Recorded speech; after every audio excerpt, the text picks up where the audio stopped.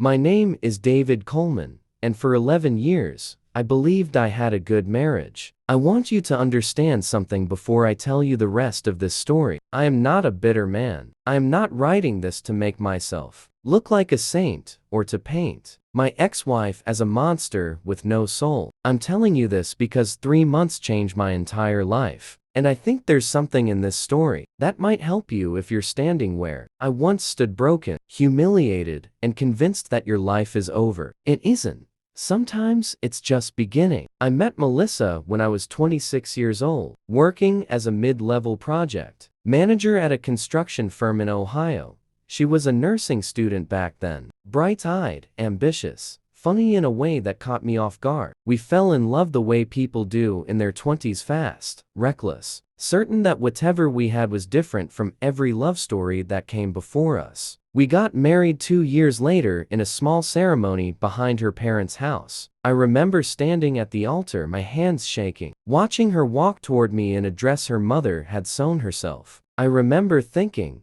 this is it. This is the person I build my whole life around. And for a long time, that's exactly what I did. When Melissa struggled to find steady work after nursing school, the market was brutal that year, and 2 hospitals nearly hired her before pulling the offers. I picked up extra shifts. I took a second job on weekends, doing freelance estimating work, so we could keep up with her student loans. When her father got sick and the medical bills piled up, I quietly drained almost half of my retirement savings to help cover it. I never once threw it in her face. I never once made her feel like she owed me. That's not what love is supposed to be, I thought. You give because you love someone, because you're keeping score. For 6 years, I was the one holding our finances together. I drove a 12-year-old truck with a cracked windshield, so she could have a reliable car for her commute. I skipped vacations. I skipped new clothes. I remember one Christmas I told her I didn't need any gifts because we needed the money more than I needed a new coat. She cried that day and told me I was the best thing that ever happened to her. Eventually things turned around. She landed a stable position at a hospital about 40 minutes from our house, and slowly, we started to breathe again. We bought a modest 3-bedroom home in a quiet suburb. We talked about kids. Though it never quite happened for us, we told each other we still had time. I share all of this not to boast about being some perfect husband. I made mistakes too. I worked too much some years. I wasn't always emotionally present the way I should have been. Marriage is never one-sided, and I'm not naive enough to pretend I did everything right. But I loved her, and I believed,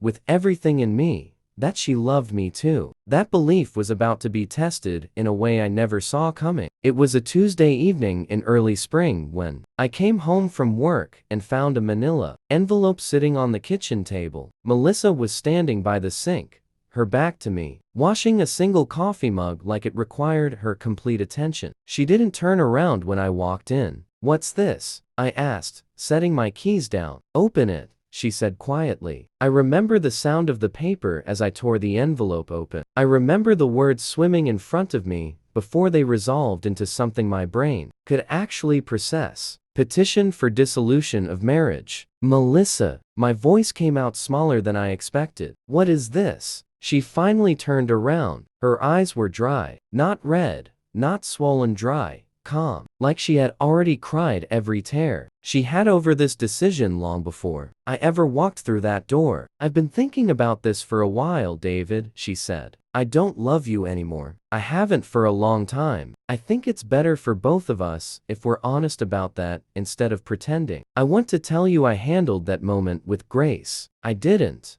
I stood in our kitchen, in the house I had helped pay for with every extra shift and skipped vacation, and I felt something inside my chest cave in, like a floor giving way beneath me. "A long time?" I repeated. "Melissa, we just talked about repainting the guest room last month. We just talked about visiting your sister in the fall. You never said a word." "I didn't know how," she said. And then, almost as an afterthought, "There's someone else. It's not why I'm leaving, but I want to be honest with you. His name is Richard. He's an anesthesiologist at the hospital." I won't pretend that detail didn't gut me, even more than the divorce papers themselves. 11 years, and I found out about her affair standing in my own kitchen, holding legal documents she'd clearly been preparing behind my back for weeks, maybe months. What came next happened faster than I could have imagined. Melissa's family had money. Her father, despite his illness years earlier, had recovered and built a modestly successful auto parts business. Her brother was a lawyer. Within days, I was being told by an aggressive divorce attorney that because the house had technically been purchased primarily under Melissa's name, a decision we'd made years earlier for tax reasons, neither of us fully understood, and because most of our joint savings had been slowly transferred into an account under her name for organizational purposes. Over the past year, my legal footing was far weaker than I ever imagined. I didn't have the money to fight a prolonged legal battle. She did. Within 6 weeks, it was over. The house,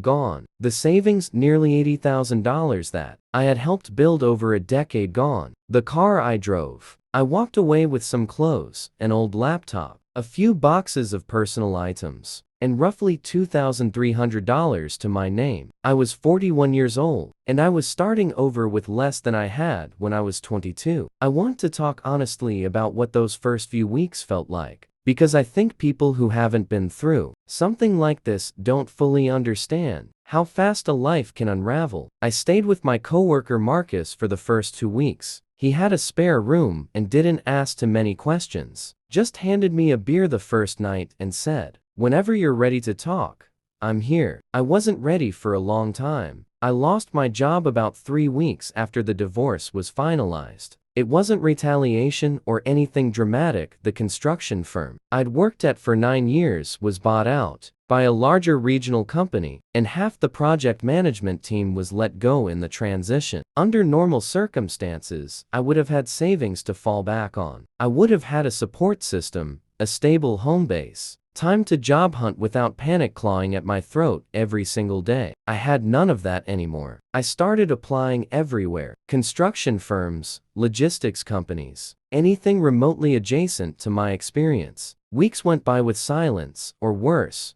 polite rejection emails. Marcus's spare room couldn't be a permanent solution. His own lease didn't allow long-term guests, and I could see the strain it was putting on him, even though he never once complained. There was a night, about 7 weeks after the divorce, when I found myself sleeping in my old laptop bag's owner's car, a beat-up sedan I'd bought for $900 from a classifieds ad just to have some kind of shelter and mobility. I parked in a 24-hour grocery store parking lot because I'd read online that it was safer than side streets. I remember lying across the reclined driver's seat, staring at the ceiling of that car, and thinking about the man I used to be. The man with a house, a wife, a retirement account, a future that felt solid under his feet. I thought about calling my brother in Michigan, but pride kept my hand off the phone more nights than I want to admit. I finally did call him during my 3rd week of sleeping in that car, and he wired me enough money to get a cheap motel room for 2 weeks while I regrouped. That small act of kindness probably saved me from a much darker spiral. I remember standing in a gas station bathroom around that time, washing my face with cold water, looking at myself in a cracked mirror, and barely recognizing the hollow-eyed man staring back. I had lost weight I didn't have to lose. I hadn't shaved in what felt like forever. I remember thinking, quite seriously, how did I go from having everything to having nothing in 3 months? I'm not ashamed to tell you that during that stretch, I had dark thoughts. I won't pretend otherwise. There were nights the weight of it all felt like more than I could carry, and I understand now, looking back, that I was dealing with something heavier than just bad luck. It was grief, and shame, and fear all tangled together in a way I didn't have the tools to untangle at the time. If you're going through something like that right now, please don't carry it alone the way I tried to. Talking to someone, a friend, a family member,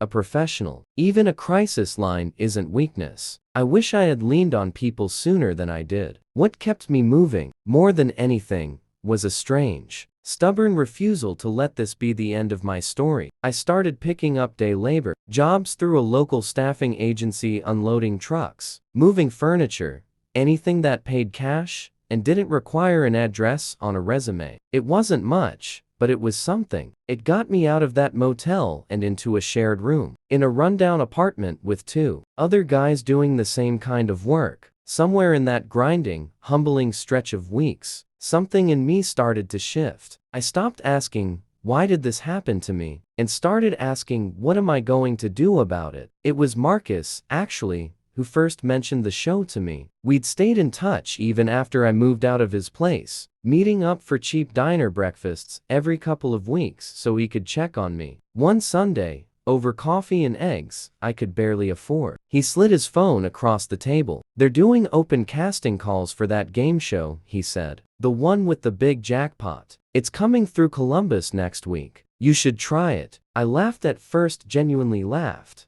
The first real laugh I'd had in weeks. "Marcus, I have $340 to my name. I don't have time to stand in line for a game show." "You have exactly the kind of time for it," he said. "What else are you doing Thursday morning?" He wasn't wrong. I didn't have a job interview that day. I didn't have anywhere I needed to be. And something about his stubborn insistence, the same kind of stubborn insistence he'd shown by giving me a spare room without asking questions, made me say yes. I stood in line for 6 hours that Thursday outside a convention center with what felt like 4,000 other people, all of us hoping for the same improbable shot. I filled out an application, answered a few quick personality questions on camera with the producer's assistant, and honestly forgot about it within a week. I figured it was a long shot swallowed by thousands of other long shots. 3 weeks later, I got a call from a number I didn't recognize. I almost didn't answer it by that point. I'd learned to screen calls carefully. Too many collection agencies chasing debts from the divorce settlement fallout. But something made me pick up. It was a casting producer for the show. They wanted me for an upcoming taping. I remember sitting on the edge of my shared apartment's lumpy mattress, phone pressed to my ear, feeling something I hadn't felt in months.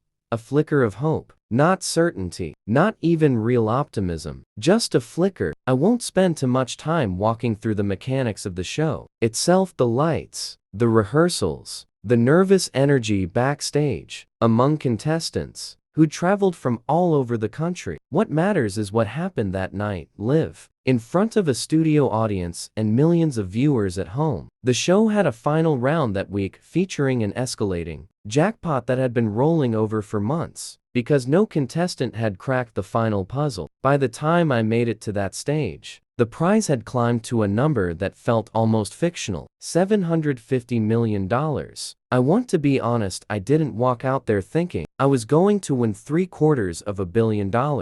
I walked out there thinking about rent, about whether I could afford a proper winter coat, about whether Marcus would let me borrow his truck again next weekend to pick up another day labor job. The final round required solving a layered puzzle under a ticking clock, something that combined logic, quick recall, and no small amount of luck in how the categories fell. I remember my hands were shaking so badly during the setup that the host actually paused and asked if I needed a moment. I said no. I said I'd been through worse than a game show in the last 3 months. And something about that answer, raw and unplanned, made the whole studio go quiet for a second before they laughed and clapped. I don't remember every second of that final round with perfect clarity. Adrenaline does strange things to memory. But I remember the exact moment the last piece clicked into place. The exact second the board lit up green instead of red. The exact roar that went up from the crowd. Before I even fully understood what had happened, I remember the host grabbing my shoulders. I remember confetti. I remember the number flashing on the screen behind me, $750 million.